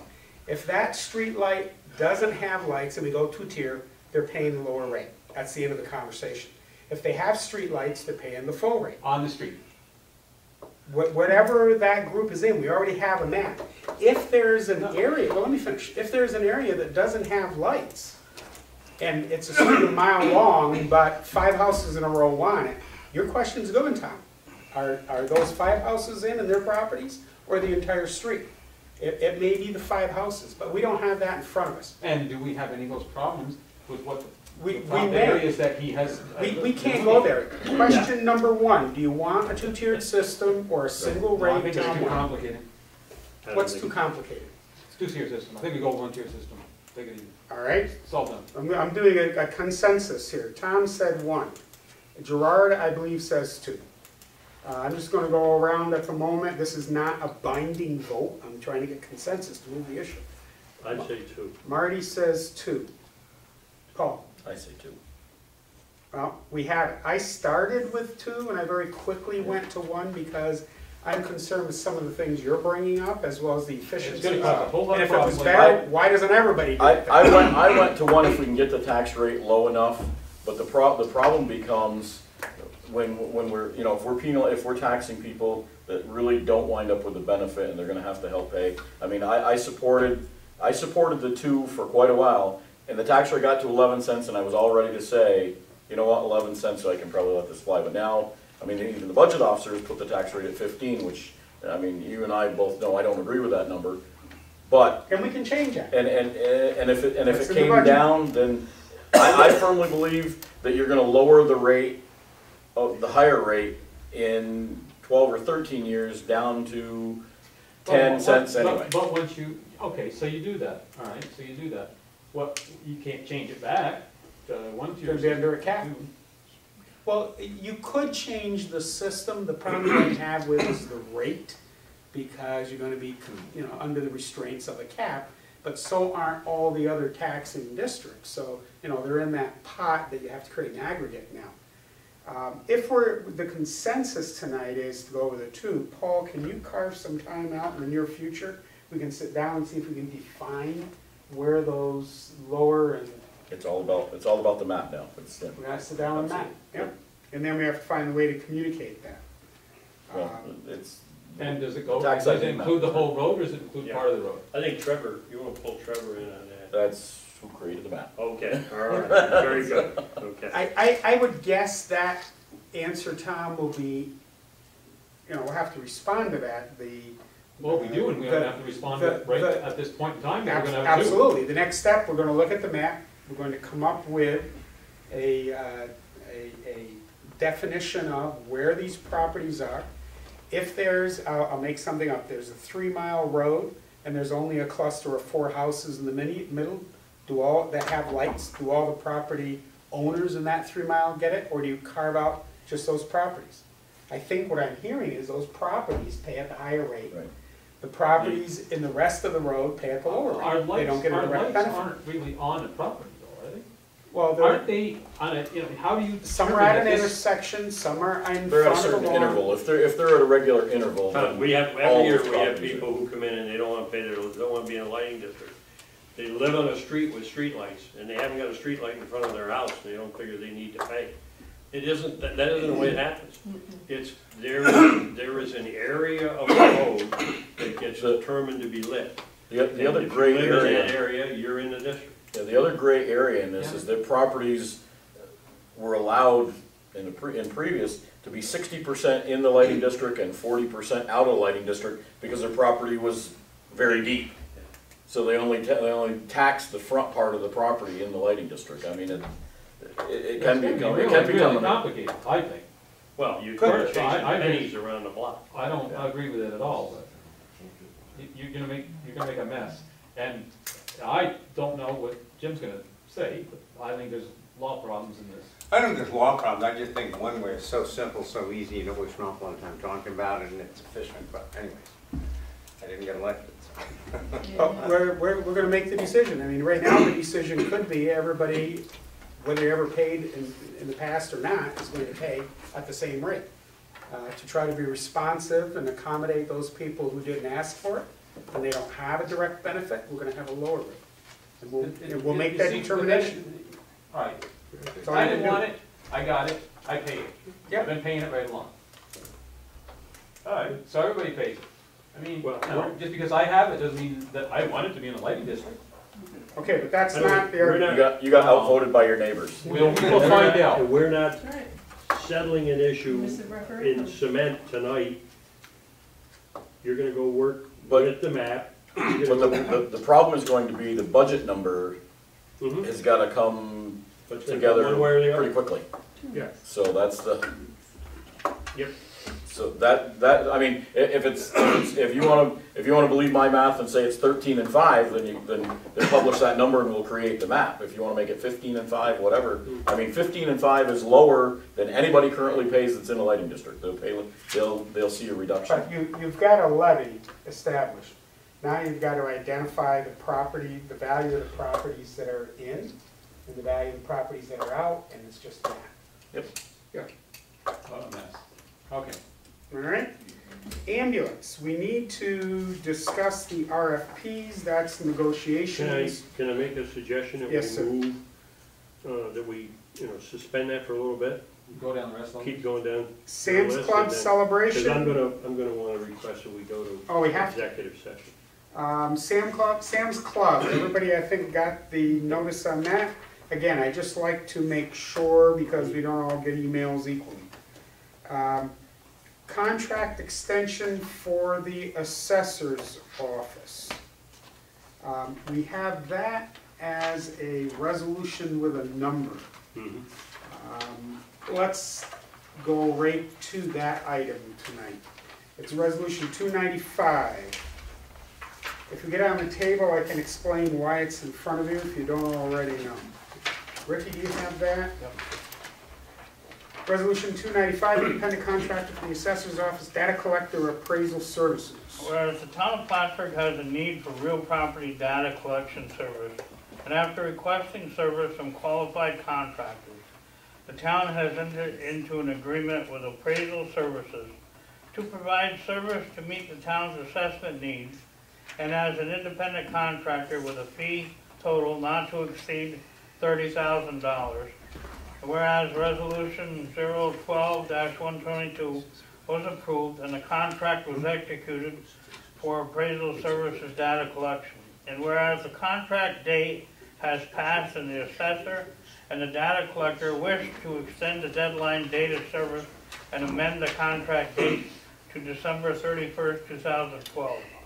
Now therefore be resolved that the Town of Plattsburgh Town Board extend the data collection service contract to December 31st, 2012, with the understanding that payment for services will not be changed. And it be further resolved that after review by the town attorney, the supervisor is duly authorized and empowered to execute the agreement on behalf of the town of Plattsburgh, and that a copy of this resolution be given to the budget officer and to the town A assessor. motion. So moved. Mr. Lemoy, second. Second. Mr. Wood. Are there any questions about what this is about? There's no money involved, it's just we recognize the term on the agreement that all Change it to the the work was to be December. done, it wasn't finished, so we gotta push it out. Otherwise, we're not in agreement with the contract. Okay? Any questions, comments? Roll call. Thomas Wood, Yes. Mark Manick, Yes. Paul Lemoy, Yes. Bernie Bassett. Yes, that resolution carries. Next item on my agenda, request from the highway superintendent to purchase used sander. Did everybody get a copy of that? Yes. I'm gonna let it stand as it is. If you have any questions, talk to Jim, talk to the committee. He would like these acted on November 8th, I believe. And there'll be a draft for that. I don't know if we got to that one. I don't think so. That's 10 and 11. Bernie, I mean, for the amount of money he's asking for in 10, he doesn't need board approval. He just needs, and especially he's buying it from another municipality. He doesn't even have to go through board approval, so I don't know why we have a resolution. It's not or whatever. required. Exactly. There So are, and I have that conversation myself, so there are times we put things to a resolution, just simply to get everybody informed. No, let I the appreciate public, that, he got a great But deal. is it It's just- required? No. He just needs to, he can go buy it. Well, we're gonna approve it anyway, so. He's gotta have on You that. come up on with a that- really good on that- deal. If we're talking a trailer, he's gotta have 2 phone numbers. Two amounts that he I think it's 2,000. Well, No, you got here. not for the sander thing. For the sander thing, he's just gotta go get it. I'd have He's got Adirondack trailer sales and rocks. That's for a trailer. That's the other, Yeah, the sander, That's 2,000. that's for the trailer. 2,000, he doesn't need it, he doesn't need any approval. Yep. Which one does he need the That's, tool for? The that's for trailer? the, The trailer. number He 11 is the bid He doesn't need sheet. board approval for the trailer either. 39. It's $39.95. He doesn't need board approval for this. He needs 3 written quotes. He needs 3 written quotes and go get it. We can write a resolution to vote on it, but he doesn't need it. Who's he getting that He's from, already got Paul? 3. Yeah, huh? Who's he getting it from? From Rocks. Because he got 3 written quotes. And That is they're the cheapest. Yeah. So, You just told me there wasn't any. Oh, right in the very front, he's got it. I thought it said Adirondack Trailer Sales and Rocks Yeah, I don't, that's, Trucking and Salvage. right, but we were originally talking about the sander Oh. that he's buying from another Oh, municipality. okay, I'm too far ahead then. Right. Rocks is item And 11. Versatile He's got, trailers. he doesn't need board approval on it. Now, I don't know about the I mean, versatile it's trailers. nice that he It's asked, nice, but yeah. Is that okay? But he doesn't need it. Form that's in? For the- Yeah, it's sufficient. You can track that. All right. Yep. so, I will let him know that, but I will still, if he wants to run it by a resolution, it's not a bad practice, No, it's. something like that. He needs to move Okay. faster, obviously he can. Also, number 12, and I think we're gonna do that one next time. There's a request. Can I offer a suggestion? Yes. I get a cheese the same, and if he wants to move on that, prior to the 8th of November, he could. We just pass a resolution accepting Jim's letter dated October 19th regarding the purchase of the trailer. We can accept that letter and put it on file, and he's notified the board. We could do that with the sander and the trailer, actually. Correct. yeah. Are you moving that the board receive and place on file the letters concerning the purchase of used sander and used trailer And maybe from the highway department? Correct. With the provision that we. Okay, Marty has made a motion to receive the letters and place them on file. I'll second Paul Lemoy is second. Any discussion? That would certainly put it in the record and allow him to just move forward. it. Yeah. Any other discussion or concerns with those items? All in favor indicate so by saying aye. Aye. Opposed? Motion's carried. Noted, one absent, Mr. Renadette. We'll get that written up and that will expedite things. There's also a request to fill a full-time position rather. Did you get a copy of that in your stuff? Yes. I got it. Yeah.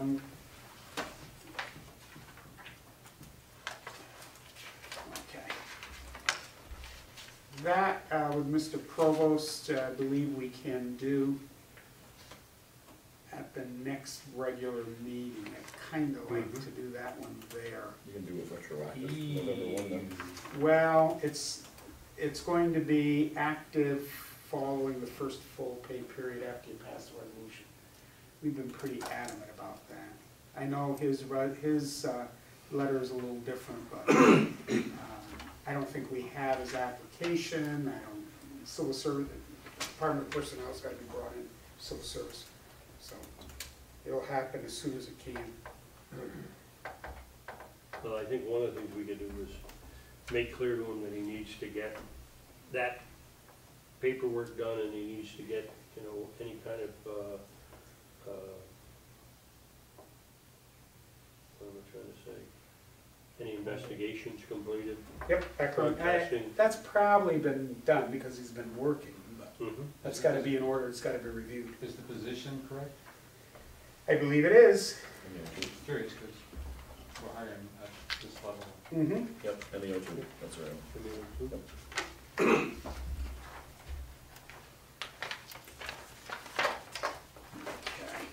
What his problem is for the winter is he's got somebody that's gonna be retiring and Yeah. Yeah. he's gonna be short of driving. And you got an experienced One driver, of you need these the- drivers. and he's not, Oh, it should be, because he's he's not one that right they can now. call and get him to come in. Yeah, Alex has worked very, very well for him. An item that didn't make it there, wastewater camera.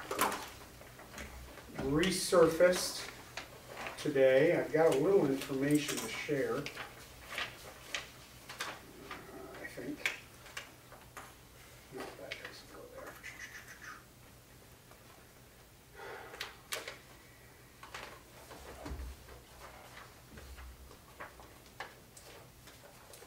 These are some notes.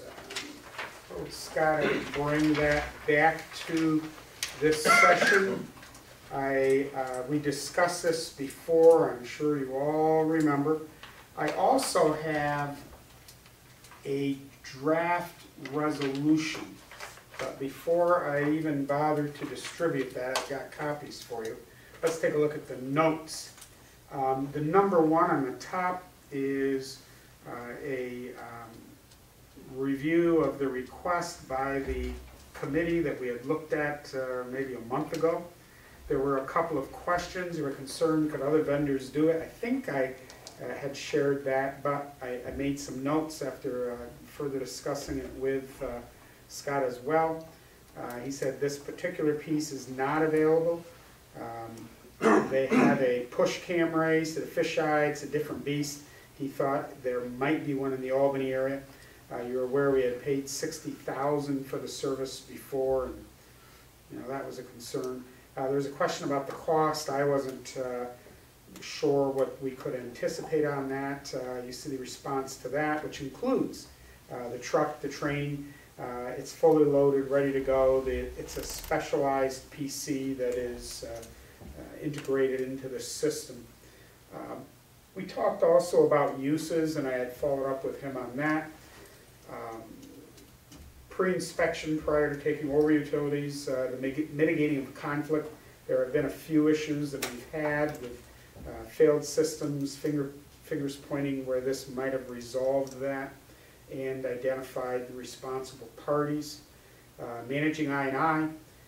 Scott feels issues being proactive. He mentioned Route 3, rather than wait for failure, we can go in and see what's going on and resolve an issue in a controlled environment versus be forced to a shutdown by commercial and residential.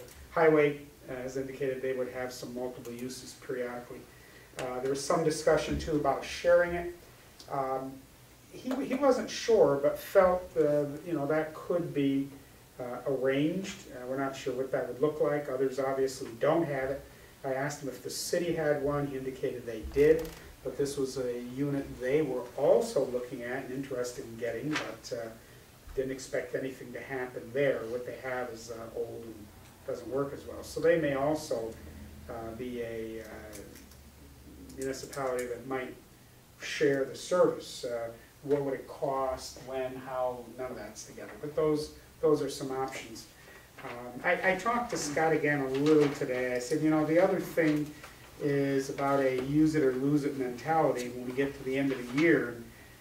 As a little happened with the position was, I've been saying we needed this and just been kind of waiting and see how the rest of the year went, and what money be left, and was it the right time? I then asked him if this would be something that if it didn't happen now, he would be pushing for again. Do you need this? And he said, yeah, I would. Did he tell you how many hours it might be used in a year? No, not in terms of hours. In terms of incidents, he named some that had taken place in the past where they would have used it with customers who were challenging if the problem was the lateral or the problem was the main. Also, do you still I really went over again with him. I said, Scott, I've got a problem with that when I have to look at the Hammond Street Tower all the time. Not to mention the things in the ground that I can't see. And he brought back that analogy also. We got into it the other day relative to catheterization. Nobody wants to have a catheterization. You got two choices. You can wait for the heart attack, or we can do open heart surgery and just go see what's going on in there. Or we can run a camera. It's a lot less invasive and may prevent a more serious problem. He really sees it that way with the department becoming very high-tech, a lot of issues going on Park right now. We're going to have a lot of discussion about what's going on in Park with infrastructure. Which areas we need to attack first. Well, and I think, Tom, because we've got a bigger elephant than we even know where to, which end to start eating it, the camera would help identify the more critical, more urgent problems versus going in, you're in the field more than any of us to, rip things up and decide what's wrong and how intense is it. Can I make a suggestion? Why don't we approach, and I listed 5 here that I know of for sure because I worked in all the facilities. City of Plattsburgh, Champlain, Ross's Point, Peru and the town of Osable, who all have wastewater treatment plants and all have sewage lines underground, and talk about buying this jointly through all the municipalities. We bought a roller and we co-own it with the town of Dannemora. And we bought it because we don't need it. We didn't need a, $75,000 roller, needed it today. But jointly, we both need it. And that sounds like the same thing here. I mean, the cost, even if the town picked up the bigger chunk, let's say split the 100,000 between those other municipalities, and we pay the bigger lion's share of the freight, because we'd probably use it more than anybody. But at least, I'm in favor of having this, but I'm not in favor of having it and just loaning it out to every other municipality after we paid for it. He's So- not talking about loaning it out. Right, Not at all. but I'm saying if they shared the cost, they shared the maintenance, they shared in the training, then they could come and, train their personnel, come and get it and use it. And we wouldn't have our personnel That was one of going the- somewhere else with our truck and camera and whatever, which is That what was I'm one of the guessing arguments. is gonna happen. The other way though, is that, if we take care of the stuff, we take care of it.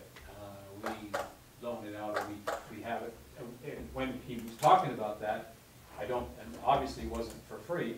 And secondly, he wanted one of our personnel to actually be there and operate so that it doesn't end up with a problem. An expensive piece of equipment like this. Yeah, and I know the roller pieces work pretty well, but you run into insurance issues. Probably in the spring and fall, you're gonna have similar concurrent needs. I know the idea is that the sharing with other municipalities will be a charged rate. And I agree, from water, highway, all the way around, the guys are extremely possessive, do a good job of maintaining it. I'm I giving think you we the kill argument them when we to talked let it about go down the road. in the water and wastewater committee, that's what he was Yeah, saying. how do you sort out who would own what percent or have to pay what? How I much just think would it that's cost tough. to lease it for the time we need to use it? We paid $60,000 for one event. Yeah, but you paid a contract. Scott said, he called and it's not a leasable item.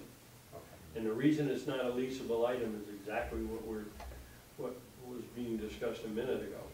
And that is, these things where, when you want one, you get the driver and the truck and the operator. I mean, the driver is the operator. And that's the way to go about it. Yeah, Is he looking for this to be voted on tonight? well, I said I would, we've discussed this a number of times. We're running out of time to get any use this year. I felt we answered the questions. I said, yeah, I'll bring it back. And, if I wasn't, it'd be hard to get me to bring it back. I hate to spend that much money on a single item. I totally understand the value and how we use it, and that it may lower cost in other areas for us, and we may be able to rent it out to other municipalities with our men running it, factoring in, their time and labor and everything. But you don't let somebody else play around with this thing. You just don't. I have a lot of, Scott knows the elephant, he knows what needs to be done. I don't think he's asking for a frivolous request. I don't think he's just asking for a fancy piece of equipment. He's identified the times when they would have used it, and it would have resolved issues much faster and much less expensive. Where did Gerard weigh in? Example that I was. Gerard, I believe, we had talked about this one-on-one, agreed that one of his big concerns was it's, end of the year, now we're going to spend some money before it doesn't roll over or something, and I believe he was convinced that wasn't the motive. The example that I wanted to throw out, Cliff Haven. If we have a problem in Cliff Haven, if we can go down and televise the line, take the camera, go in and look at the line in that fashion, that is so much better than trying to otherwise isolate where we think we might have a break. Oh, I've used these before. I've had them drive through electrical conduit before to find out where there's a break in the line. I mean, it's not like, I know the technology, but. Yeah. Yeah. But the problem we have there But I've is used the it age twice of in that 27 system. years, so that's why I'm questioning how often it's used. I don't, I mean, to spend this kind of money and how often are we actually gonna put it in the ground and go put it to use for the amount of money we're spending? That's what I question. I don't know the length of our system, but I know we have miles. We have thousands of customers with laterals. A lot of it's aged as, and again, look at what's going on in Park with the failing systems. Now may be the time more than ever because of what we're taking on. You know, you don't lease it to come up for a small job, because it's too much money. To put a man in a truck in Albany, who's the driver of the truck and an operator, and bring him all the way up here with the equipment, you're not gonna do it. It's too much money to get into looking at the line in that fashion. If you have it, you'll use it.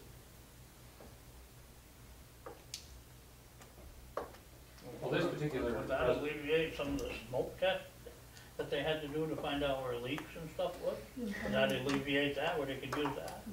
And the same thing? It's gonna be much more specific to Right. where the problem is and Yeah, what it then, is. yeah. But I mean, that you paid for not only the camera thing, but you paid for all these smoke tests too. I mean, one of my concerns was, okay, we get the equipment, we go out and identify a lot of problems, we don't have the money to fix them. What would that do for us? Well, let's say, for example, you're looking for people who've got sump pumps hooked up to their septic. Says, all you gotta do is put that camera in the system on a rainy day, and you'll find out that answer. Yeah. It'll be fast and it'll be easy. And it might, I'm supporting his request. I think it's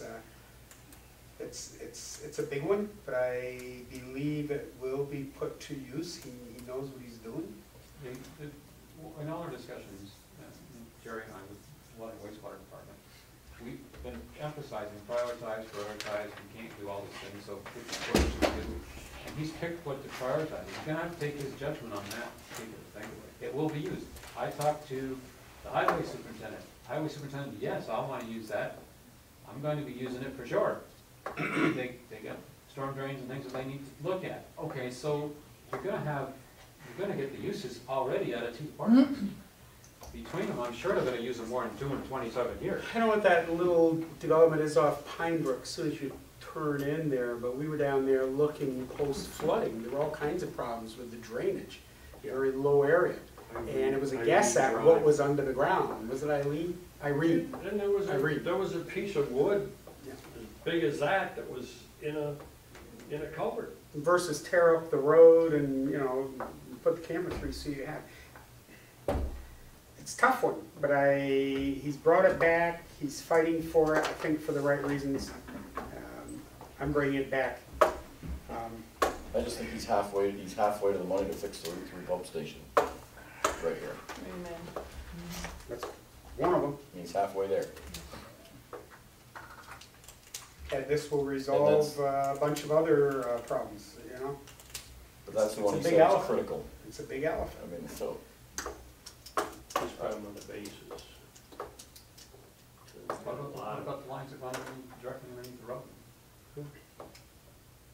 We're gonna have this kind of decision a lot of times because there's more need than there are gonna be resources.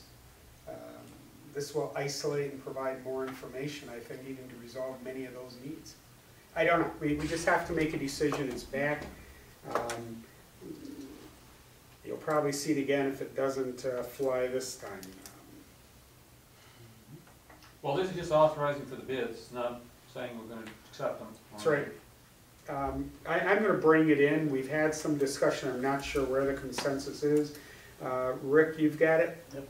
Resolution 297, request to advertise for new mainline sewer camera system for the Water and Wastewater Department.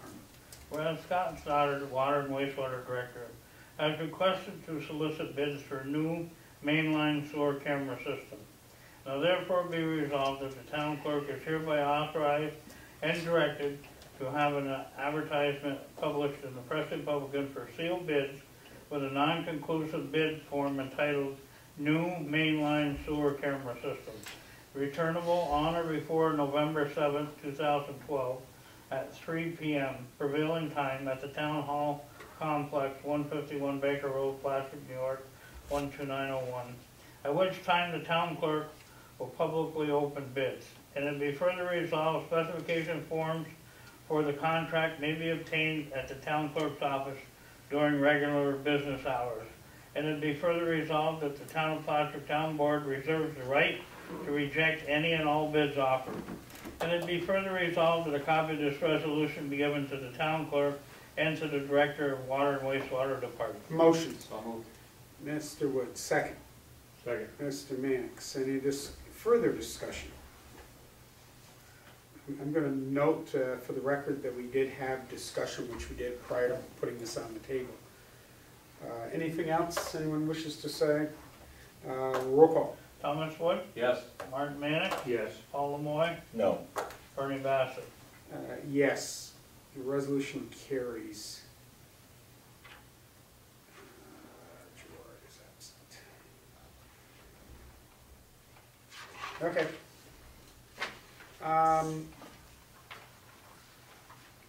I need to ask for a motion to go into executive session. We don't have to do anything with the minutes, do we? You just put it down to look at. They're there to be reviewed prior to bringing to the next board As meeting. well as the Parks and Recreation. That's all just review, and between now and when it comes up, if you have any questions, comments, concerns, let me, let the department know. I feel it's the better way to go. There are a couple of items here. One is, I need to, a motion to go to an executive session for the purpose of a personnel issue to discuss interviews concerning the filling the position of finance manager. We also have negotiations concerning the RFP for the ambulance Yeah, I don't service. think we can go in on for the ambulance service. I don't think that's covered in the law. Negotiations? Okay. We can do that on Are we negotiating with them? Well, that, it's just not covered under the exception for executive session. The only thing It's not. they have is matters relating to collective bargaining with the jail law. Can you say Well, negotiation? if we go into, if we're negotiating, and. You do, I know, I don't agree with it. I mean, It's a I don't law. want them to know all the stuff that we. That's a law. I suggest we not cover this item. What I'm looking for right now, though, and what I was gonna say is I purposely am gonna break any discussion into its own and unique I'll make a executive motion session. that we go into executive session for the purpose of discussing the interviews with candidates for the Position. financial manager position. Do I have a second? Second. Mr. Wood, any discussion? Do a roll call on the motion. Thomas Wood, Yes. Martin Mannix, Yes. Paul Lemoy, Yes. Bernie Bassett. Yes. We will move into executive session at 8:35.